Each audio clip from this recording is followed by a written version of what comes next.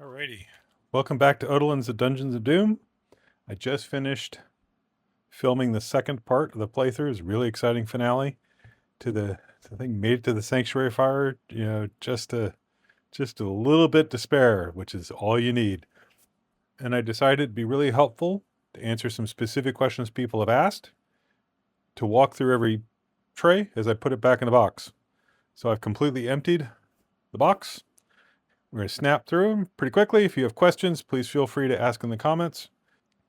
So I have this cool little tray here, and we're going to walk through this real quickly. We're going to look at each of these things. I thought that the spinning would be kind of nice. The way this works is there are trays here. These are each removable. They store sleeved and unsleeved cards. The sleeves you're seeing here today are Sleeve King 8803 sleeves. They're 60 micron. There's plenty of room for 100 micron sleeves. The cards that go in here are the cards that you see from the book. These are the initiative cards, and then these are the villain action cards for our friend, the Cursed Mummy. It's one of the first monsters you see. However, it'd be sad to only never see a mummy again as soon as you graduate past fighting 40 hit point monsters. Don't worry, there's a 100 hit point version. So when you get to the 15s, you flip this thing over, and you store it in the tray flipped over. So when you get to the 100 hit point version, you can store it in the tray flipped over, and there's the 15s right next to our new bugs. I sleeve my cards as I go, so I haven't sleeved those yet, but just to show you that it works with both. This tray here, all my trays are stackable by design. It has hexagons for some of them on the ends, and some of them have rounded ends depending on the monsters that are in them. And so it's super easy to match your figures to your models and keep them together. This works, these 5 trays here, 1, 2, 3, 4, 5 villain trays, store all of the villains from box 1. So let's get them in there.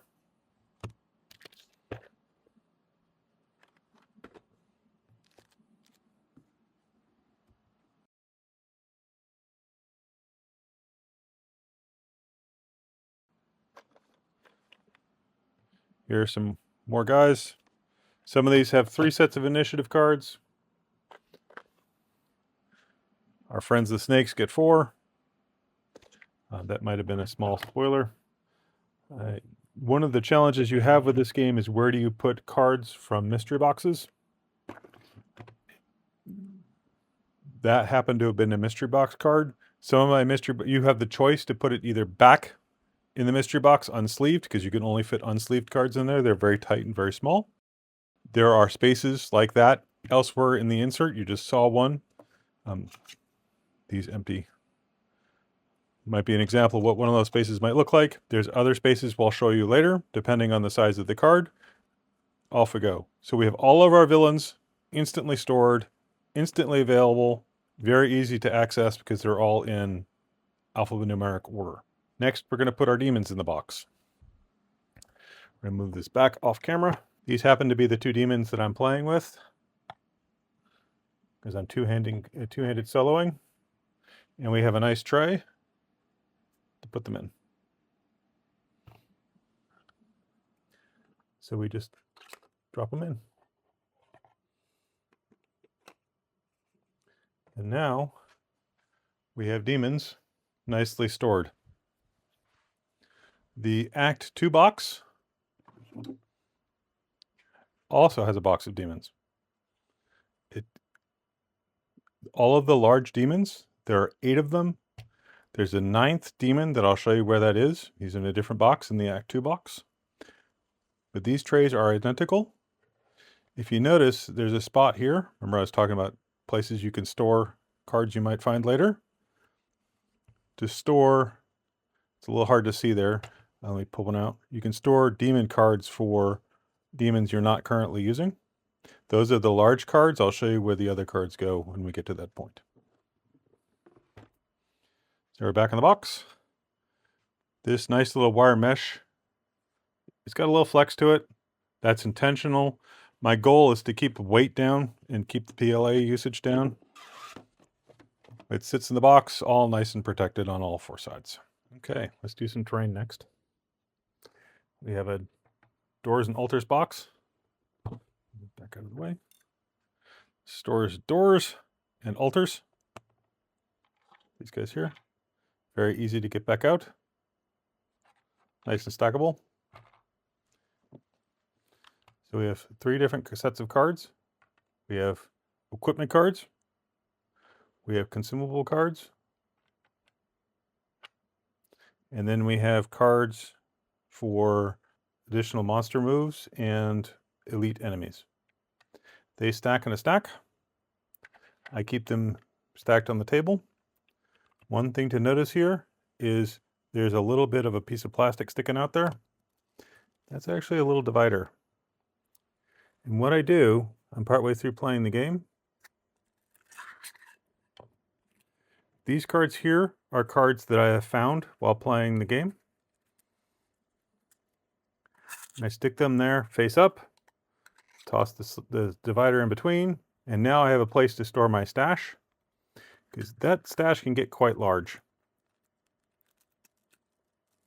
Again, 60 micron sleeves, 100 micron sleeves would fit. Off we go. So these guys go there, and we're going to put them in the box. So these are going to stack nicely on top of the villain cards.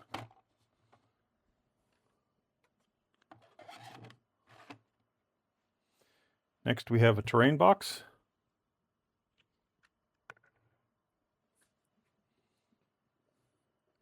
And I hope you, I'm going to move the box out of the way so there's light. I'll work on lighting in the future. So these are various tokens. You can see barrel tokens. We've got chests. We have our lantern. We've got an anvil. We've got the hellgates. We get the tokens that go with these things. So these are the chest tokens. These are the barrel tokens that go with the barrel. Here are all of our NPC tokens. Basically everything you would need to do to set up a terrain, short of passage indicators or passage managers and the doors, are in this box.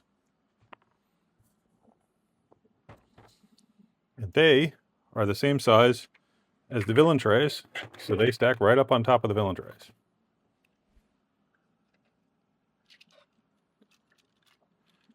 Next, speaking of tokens, we have many tokens. I will work on lighting, I promise. We have the 4 different condition tokens. These are acrylics. The standard tokens will also fit. So like poisoned and empowered and that sort of thing go here. The class tokens go here. There are 3 different class tokens. There's extra space in there. I don't know if we're going to get acrylic versions or not as part of the upgrade pack. And then here we have our hit point markers. Both the circle and hexagons go here. So we got blue, red, orange, and green.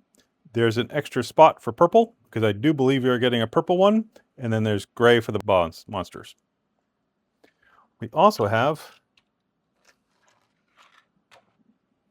our D20s, miscellaneous cubes, and the current player marker. I picked this tray because it's a nice, simple, small tray, because I'm going to actually unload it, and I'm going to show you what's on the bottom.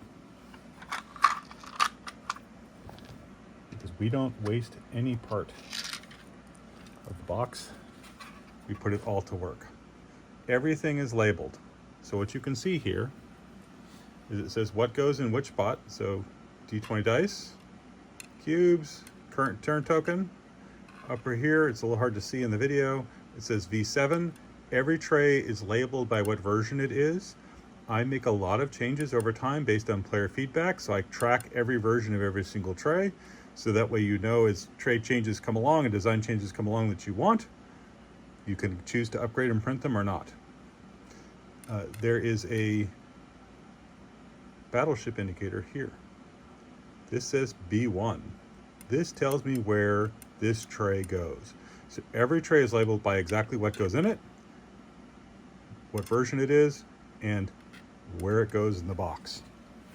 Let's load that up real quick. And I'm going to go ahead and pull the box over, and I'm going to go ahead and load it up so you can see how this works.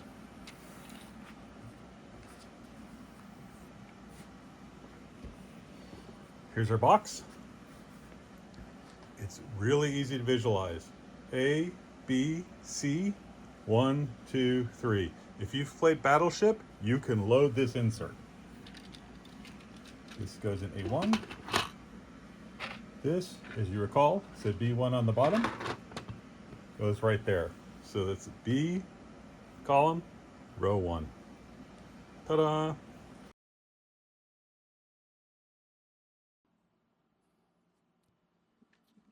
The map tile holder, you can just sort of reach out and grab it. It's again labeled on the bottom with what's in it.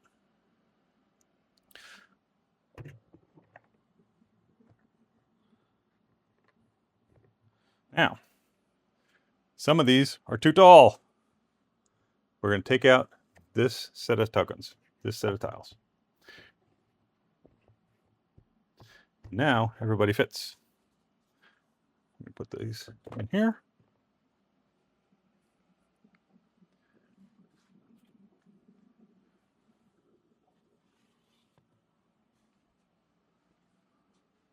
We're going to also put that in there. I'm going to toss that in there. I like to keep a package of sleeves handy. There's lots of places you can put them in the insert. Put that in there for now. I'm going to go ahead and keep the rule book in the other box for now, but you can easily fit it in here.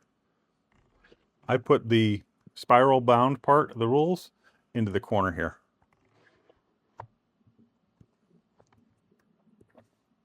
And that fits nicely all in the box, nice and flat.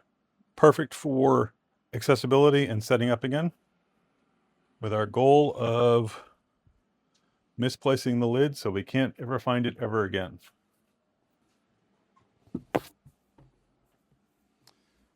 That is reboxing the entire core box. Super slow-mo because I stopped and talked about all sorts of stuff. Let's get everything out of the all-in storage box and do the same thing and learn about what's different there. Okay, let's do it again. So I have unloaded the all-in storage box. We're going to run through this again. I'm going to repeat a few things just because I think it's super critical and super important. Villain trays. You have the flexibility to decide what goes where. When I initially set it up, I provide you a recommendation order. It's basically numerical order. As you play the game, you may choose to reorganize things differently. If you notice here, these are exactly the same size and shape as the ones from storage box 1, the core box. So as you decide to play the game and work your way through it, you get into chapter 2, you find yourself never ever fighting 40 hit point monsters again. You don't need to. You can simply bury those trays in this box. They go 1, 2, 3 across the bottom.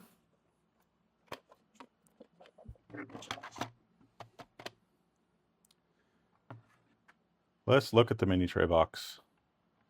This looks incredibly complicated, but it's really not so bad.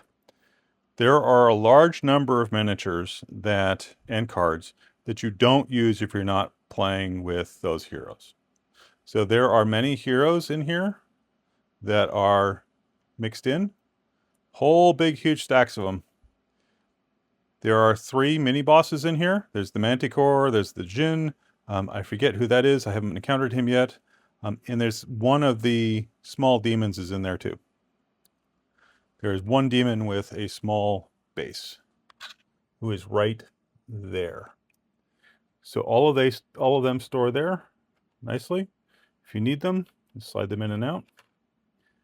If you're playing with the player characters, obviously you wouldn't keep your characters in here. You would keep your characters in one of those 4 boxes from the core box. The idea behind this tray is these are characters you either don't need because until you get to the end of the game, or they're characters who you need very rarely. You don't fight this guy until much, much later. His cards are right there across the front. because I'm a big fan of storing the things that go with the thing. So just like the villains are stored with their villain cards, he's a villain, there are his villain cards. So if you ever go looking for number 32, which is way into chapter 2 box, off you go. As always, stacks nicely on top of other stuff. Here we have our Abaddon box. Again, with a low PLA usage, so it's not heavy. I really didn't want to add weight to these boxes. There's a spot for small action cards. Shockingly, you might end up fighting Abaddon, and shockingly, you might have action cards when you do so. Spot for them to go. Again, nice stackable design. So that's just going to fit right in there and stack right next to them. One of the things I like about this game are the mysteries. There are 2 mystery boxes.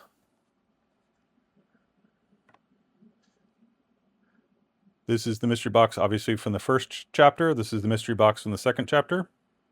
They're different shapes. As you're playing, you can switch to whichever one you want. It's very easy to get whichever box you need out of there. You just get it on out. Stacks nicely into the insert. Hides Abaddon, because after all, he is a mystery. We're going to get to him much later. As I mentioned before, there are many heroes and characters that you can play, but you can only play 4 at a time. So we need a place for all of the hero cards for characters we're not currently using and their initial starting gear.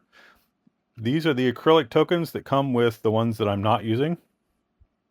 There's plenty of space for, right here, for other acrylic tokens. I don't know if we're getting them or not. I don't have the upgrade pack yet, but I left some space so that at least when we get cardboard tokens and stuff, that'll go there. Starting gear, hero cards. This stacks nicely right there. The analog to that are the demon cards. These are demon cards that I'm not currently using. If you recall, I showed you the other demon tray with the cards here that we're not using. There are 4 large demons in each one of these trays. The 9th demon's in the box over there. This goes in here. Stacks on the bottom of the box.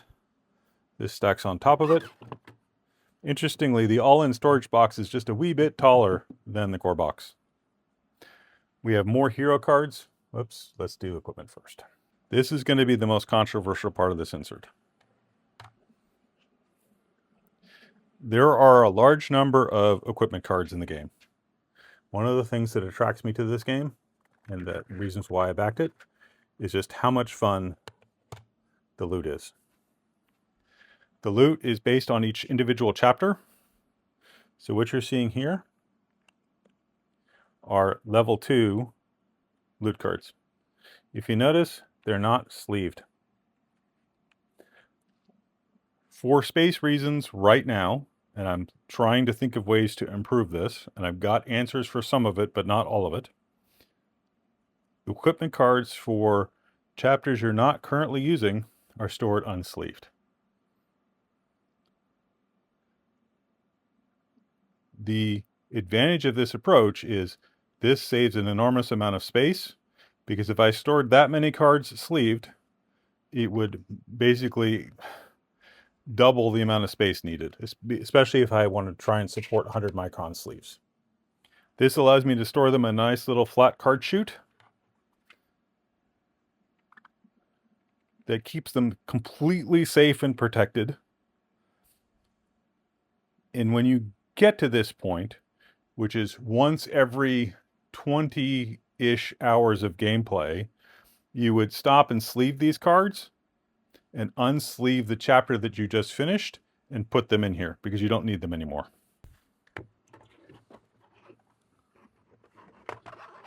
That drops in the corner right there. Back to things we're not using. There are hero cards. We have hero tiles. I understand we're actually getting updated versions of these. Apparently, there were some misprints. These are all the hero tiles. Just to give you an idea of the sheer volume, just look at how many characters that is. We're not using when you've already got 4 picked out. But I'm really glad to have long stories and heroes. And I mean, can you say Demon Hunter? I can say Demon Hunter. They go right there. We have our friends, the map tiles. Part of the reason why I store the equipment cards the way I do is that it gave me space to do this. This, I find, dramatically speeds up every single room setup. And the trade I'm asking you to consider is that it's faster to set up every single room. And that's something you do constantly. You do that 5 to 7 times per sanctuary fire. And there's at least 20 sanctuary fires in the game. Whereas you would only need to re-sleeve the equipment cards and consumable cards, of which there are substantially less, 4 times. So we have the consumable cards for Chapter 2 and Chapter 3 here, 4 and 5 there. We've got the demon cards that we're not using. If you get possessed by your demon, go there. So there's plenty of room here. This tray I can easily change to support sleeve cards. I have a proposed design. I'm still working on the equipment. If I can figure out the equipment, then I'll change the design and let everybody know. One of the advantages of purchasing inserts through cults is you get an automatic update. I'm actually not going to put this in the box yet. I'm going to stop. And I'm going to do save game trays.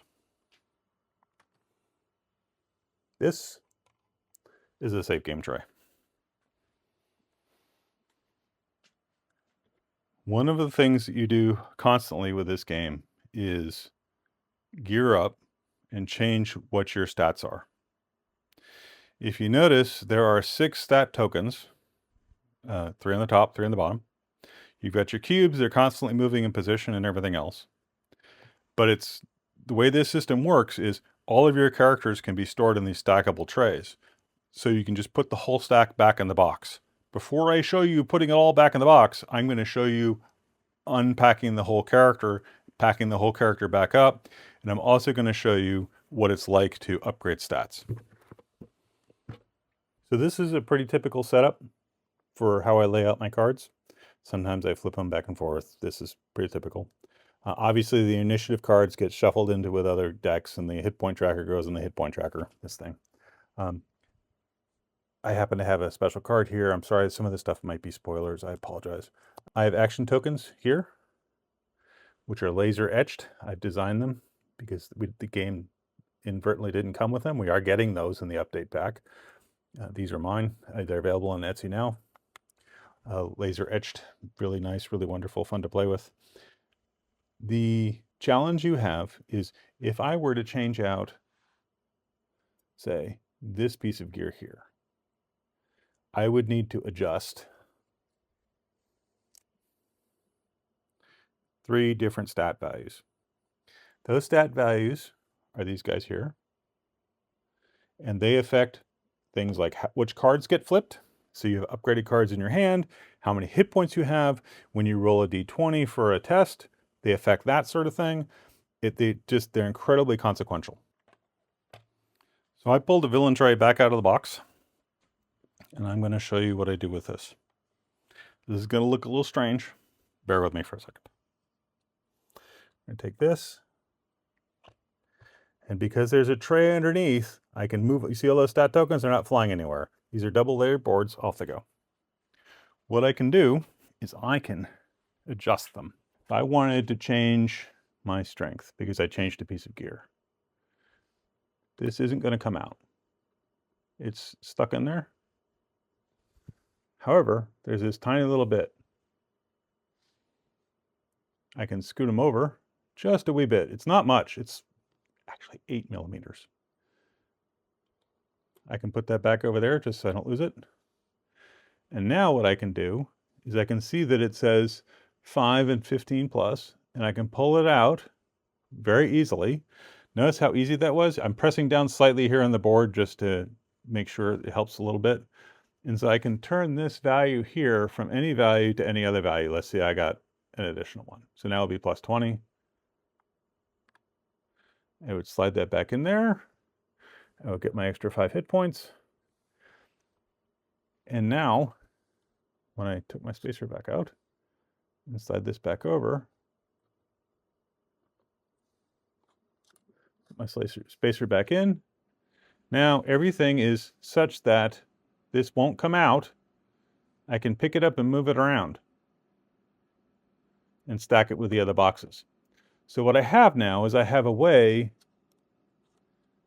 I basically tricked it so that I now have a layer underneath, which lets me, I'm putting it back because I don't want to cheat. And also just to demonstrate how easy this is to do.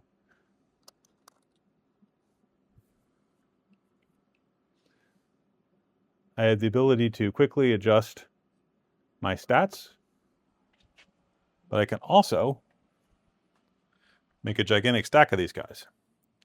So let's put everything back in there to show you how quick and easy that is. I'm going to grab all of our little boxes, or our little cards, sorry. I'm going to put this card here in the center. Oops. Again, no cheating.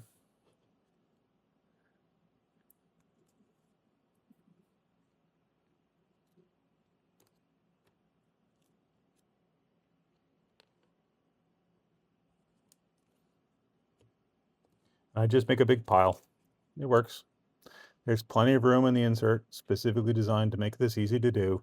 And it's going to shift around a little bit anyway as you pick it up and move it around. And then I'm going to take this. So I'm going to put it on top of my pile. And now what I have is I have all 4 of my characters, or up to 4, I'm only actually using 2, all nicely stacked. Woo! Try and do this with the game. Try and do this with any other save system. I could have lots of little bags, I could have little folders, it's a nightmare. Let's go ahead and move everything out of the way. We are almost done, by the way. I stopped and unloaded stuff so that I could demonstrate. Put the villains back in there.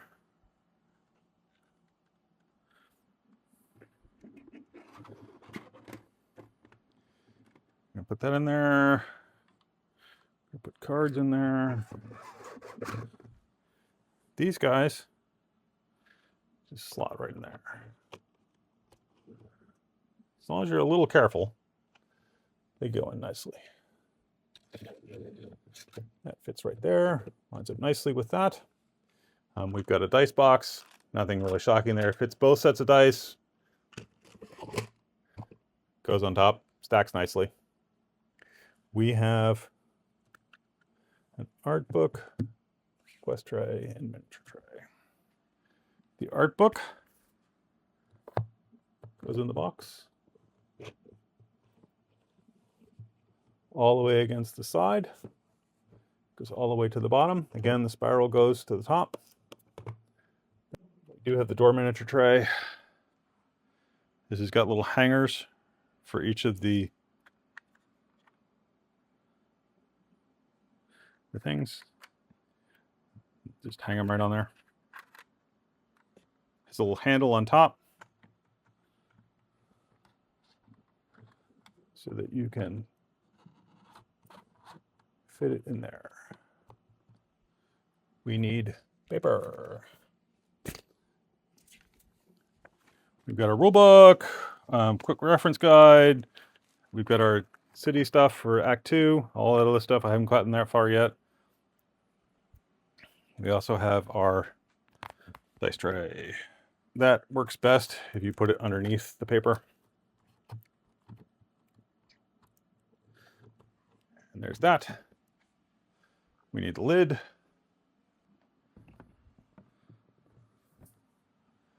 On goes the lid. And just to show you, we're going to get this quest tray in there.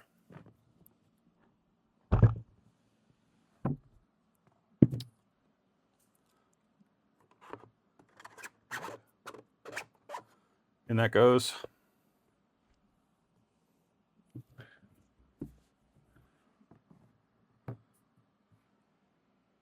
And that is Odalin's Dungeon of Doom, stored in a optimized for gameplay insert.